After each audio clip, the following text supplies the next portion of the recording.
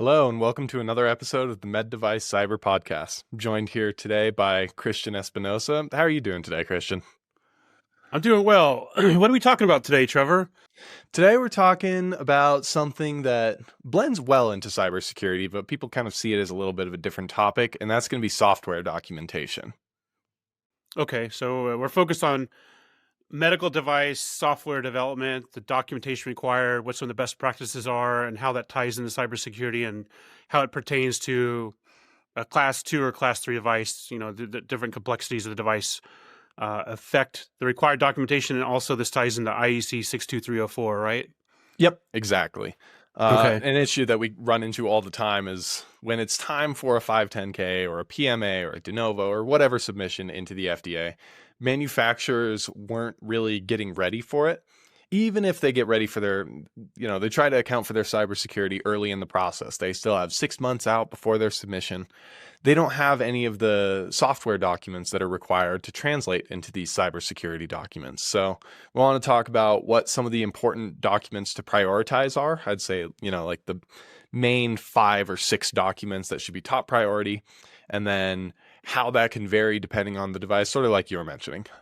So these documents are really required from a secure product development framework perspective or DevSecOps. And then also, without these documents, it's hard for us to do our job from a cybersecurity perspective, because I know we've had several clients come to us that they didn't even have like a data flow diagram. I'm not sure how they develop their software without any documentation. Yeah, I can think of time spent in Zoom calls where we're actively creating the documents and they're saying, do you think the device does this, or how should I word this best? And so it's not even just like an FDA issue or a cybersecurity issue. You want to have all this documentation ready so that you don't know who's going to be maintaining that code in the future. You don't know if you have a new hire, you don't want to spend months trying to explain how this product works. They just want to be able to read the documentation and know. So it goes even past the complaint that we have as, the cybersecurity team, and branches more into it's just good practice to have all this clear documentation for a product in general, but especially for a medical device where it can be pretty complex. There can be a lot going on, a lot of different connected parts. And so you don't want it to be unclear to a new developer or a new team member what's going on there. Yeah. So what are some of these top pieces of documentation? Well, I think we'll sort of go back to something I think you mentioned a little bit earlier, and that's IEC 62304. So that is the golden standard for secure development of a medical device. And it's a pretty lengthy, standard document. It goes into a lot of different information on what you should do for preparation and what documentation you should do, best practices for development, integrating security into your development lifecycle. But one very important thing that it mentions is documentation is going to scale a little bit based on the device's complexity. And complexity can mean 2 different things. So the first thing we'll talk about is just complexity, meaning is it a small system or is it a big system with a lot of stuff going on? If you have a very big system, tons of different interconnected parts, it doesn't matter if it's a fairly low risk system. There's just going to be a lot more to document by nature of what the system is. And so in that regard, you're probably going to have a lot more documentation for this super complex analysis software that's running in the cloud with a whole bunch of agents deployed on workstations, even if it's just doing an analysis on trying to figure out if you have the common cold or something, compared to a single focus device, like let's say intubator. That's a much more serious device, much more critical function, but it doesn't really do much. It keeps your airway open. That's all it does. So the documentation on what's going on in that device is likely going to be a little bit more minimal, even though it's a more complex system. Now, inversely, that can also mean the scaling, danger of the device.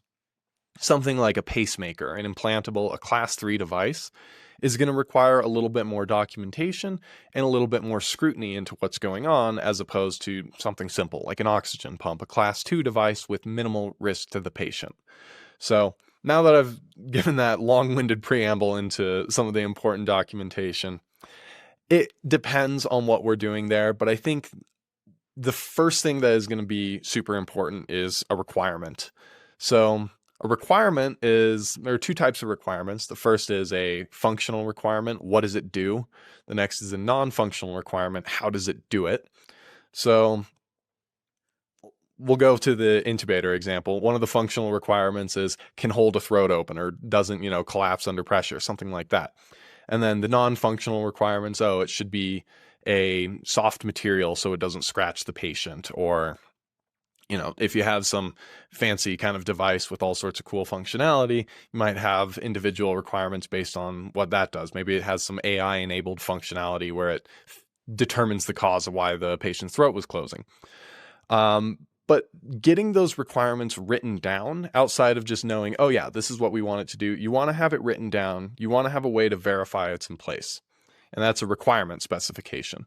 I think that's probably going to be one of the most important documents to create, no matter what the device is, no matter what it does, is just having a list of what does it need to do. This is the SRS. Yeah, the SRS. The system requirement specification. Yeah.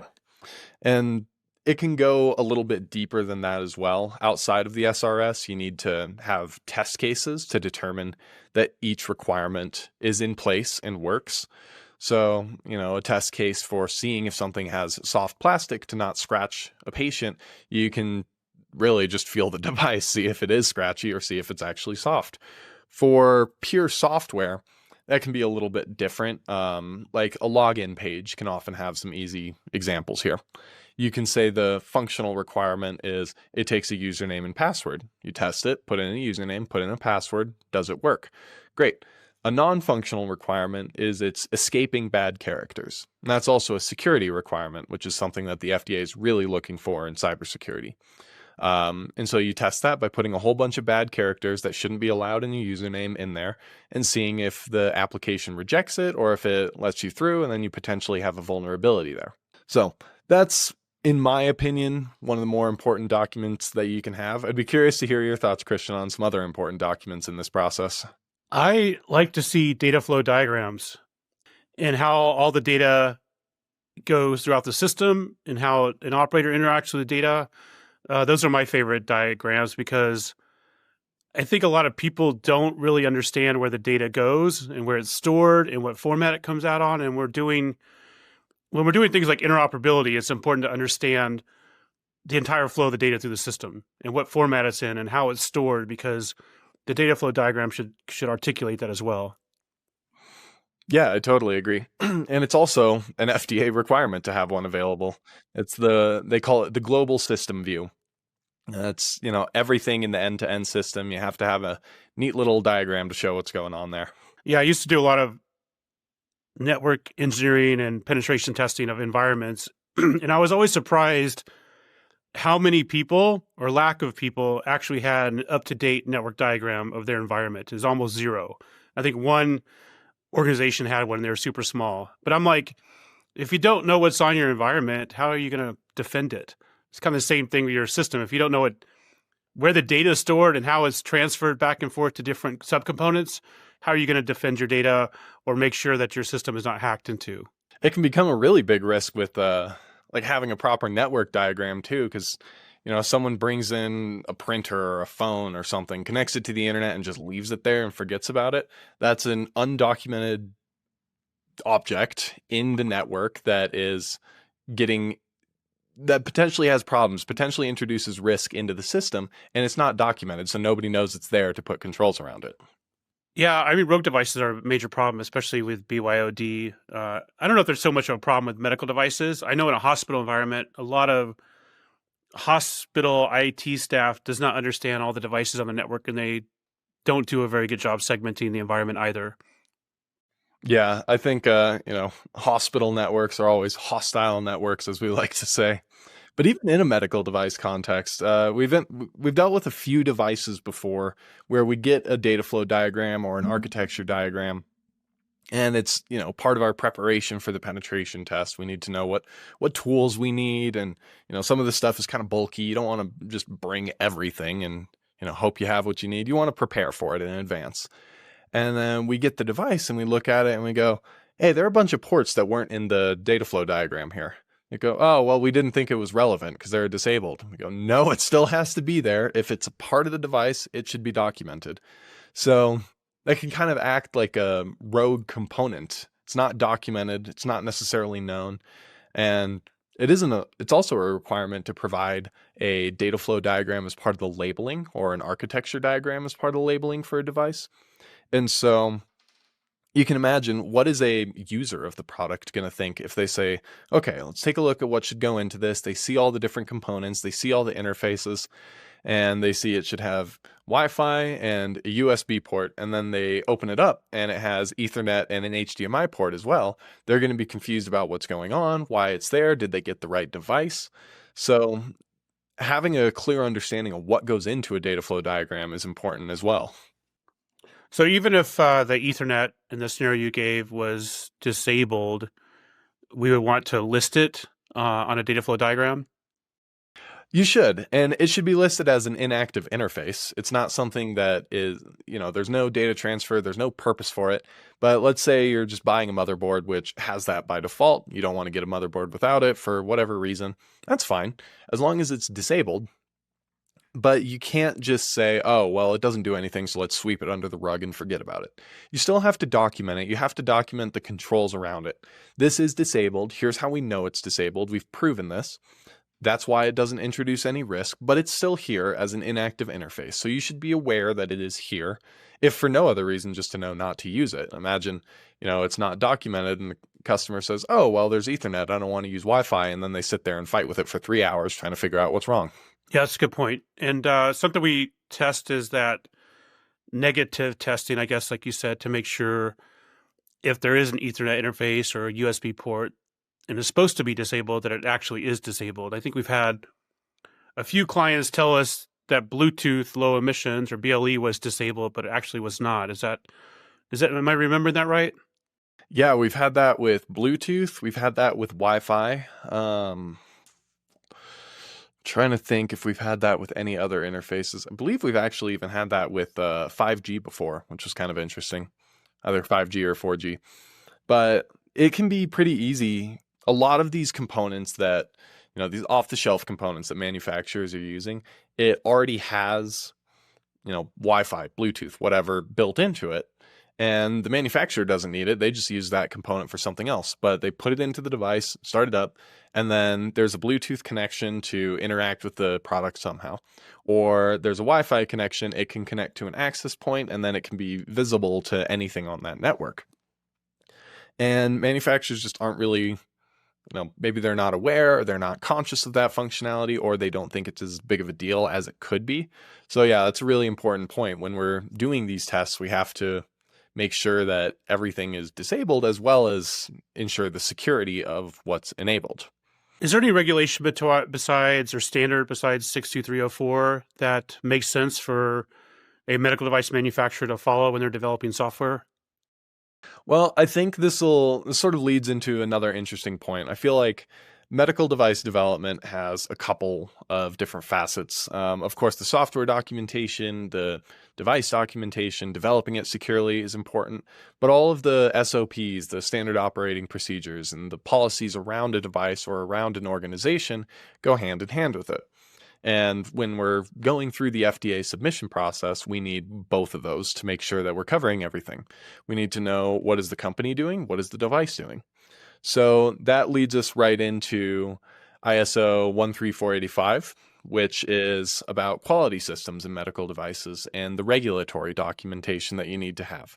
So it covers stuff about, how's your risk management process work? What's your standard operating procedure for handling updates in the device? What's your corrective and preventative action procedure? All of that gets covered in a mature quality system. So I think developing those two areas side by side are really important. How do those areas get developed side by side? Because I work with a lot of software developers. We have quite a few that are partners. And it seems like they typically say they're ISO 1345 certified, not IEC 62304. And I was wondering, why that is. So IEC first off, IEC 62304 is a bit more of a global standard. It's used by the MDR, it's used by the FDA. It's a little bit more on the MDR side. It's still very applicable to FDA concerns. Where ISO 13485, oh man, a lot of numbers. It's a little bit more targeted on the FDA side, but again, it's still applicable elsewhere. So manufacturers that we interact with, we're an American company, we interact with a lot of American companies, they're going to look more at the American regulations. But it's more than just, the development practice. It's the quality practice. So how are you ensuring that you're designing a safe device, you're designing quality documentation?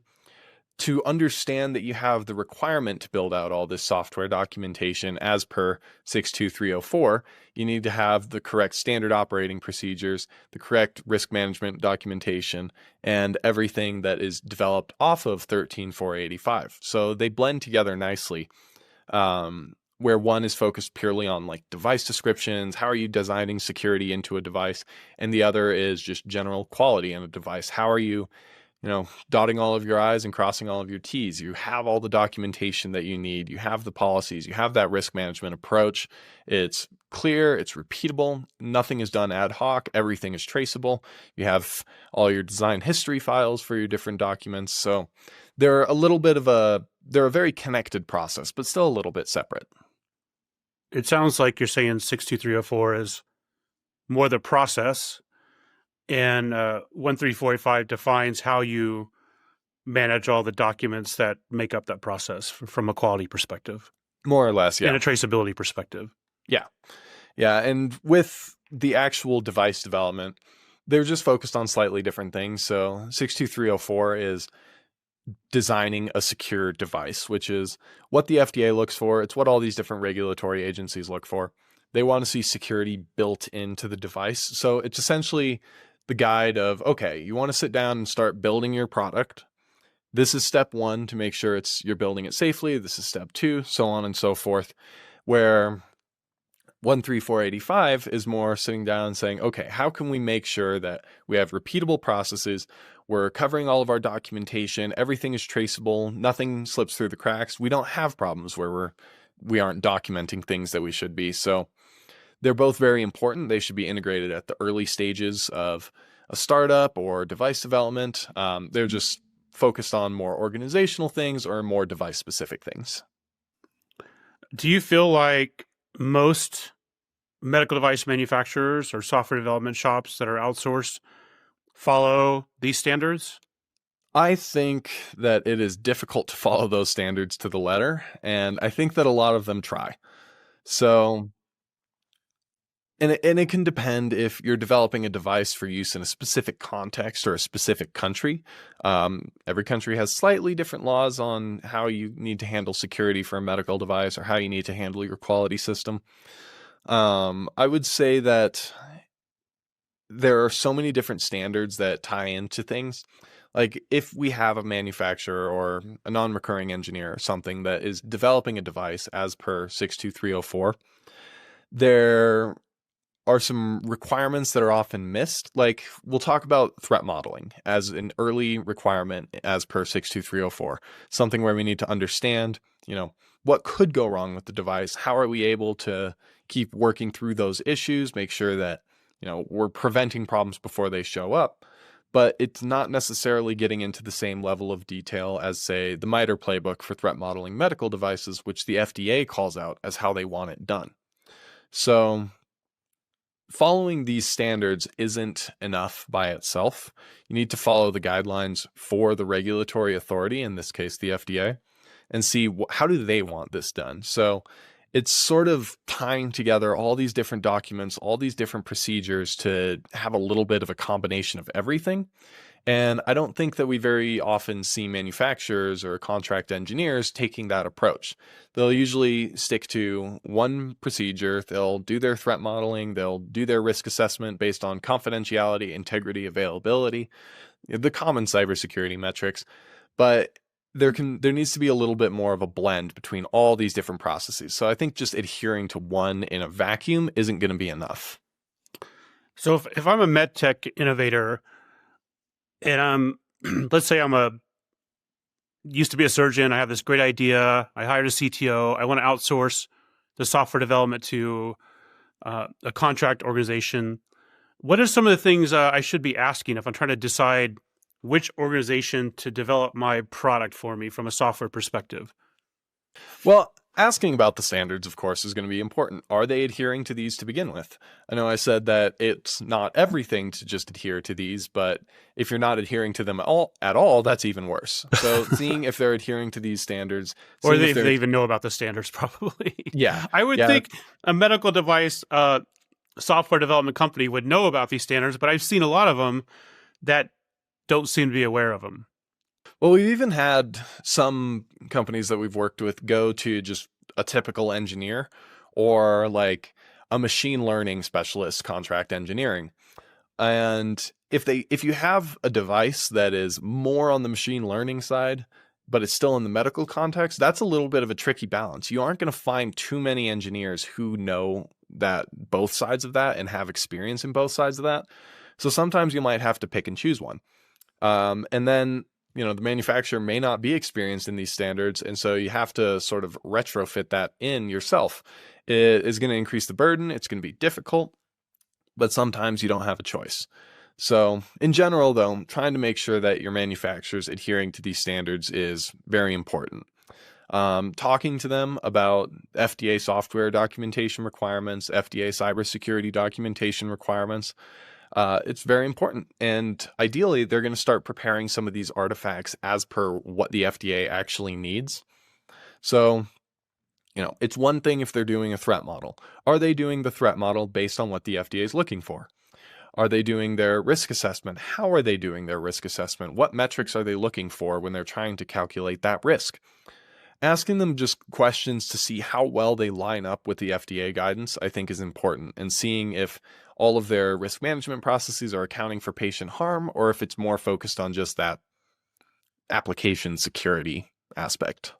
Yeah, I think if an innovator knows what to ask, software development, contract out software development, we would have less problems in our industry. It seems like they're unaware of what to ask, and then they pick a software development company, and then later the regulatory affairs person that's about to do the submission goes through a checklist and realizes that all these things are missing, which are required for the submission. Yeah, and we've even had this problem come up when companies are working with engineers or contract manufacturers that have all this experience and have all these certifications. But the industry changes so fast, you need to make sure that the manufacturers are keeping up with these changes as well, or the engineers. And so, like September 2023 was the big day for the guidance changes. And that's, we're getting on about a year and a half since then, but it's still pretty recent. And manufacturers are still getting caught up. Engineers are still getting caught up.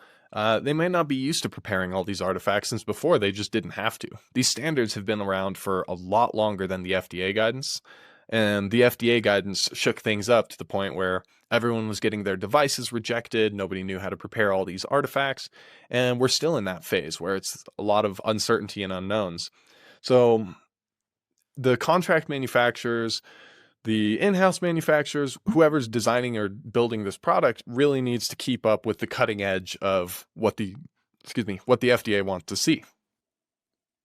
Yeah, I think an easy way to figure that out is to just download the eStar PDF and go through it, because it tells you all the things that are required. And if you're like, oh, I didn't know we had to do an SRS, or I didn't know we had to do this, you can't submit because you're missing those components. I mean, that to me is the easy way to figure out what you need for the submission. Yeah, totally. And eStar, it tells you exactly what needs to go into each section of each document. And then, bless you, and then you can refer to the guidance document for what actually needs to happen there. One thing that I think trips up a lot of manufacturers is eStar and the FDA guidance do not align hardly at all.